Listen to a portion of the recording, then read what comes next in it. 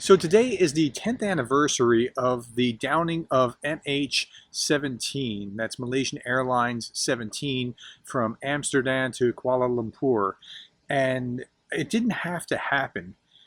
But there's a series of things that didn't have to happen that keep happening because nobody's checking it.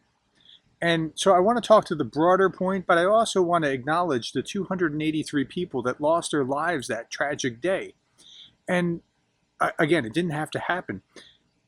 Putin is ultimately responsible for things like this because it was Putin that ordered the invasion of Ukraine. And then it was Putin's army, or the army occupying the Donetsk and Luhansk and Crimea, that was actually downed the plane thinking that they were downing a Ukrainian plane. But that all didn't have to happen.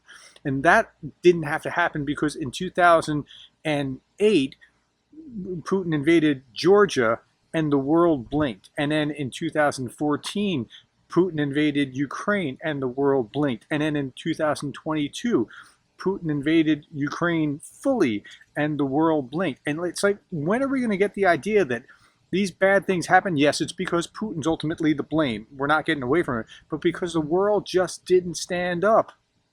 We need to understand that until Putin gets checked, he keeps going. And if we don't get that message, then we're really denigrating the memory of these 283 that died unnecessarily, and all the other victims that have died in Ukraine since 2022, since the full-scale invasion. It's all connected.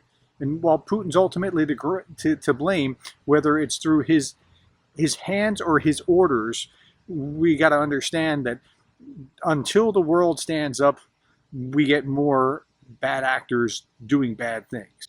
Thank you for your time. Thank you for listening. Thank you for being the kind of person that cares about Ukraine.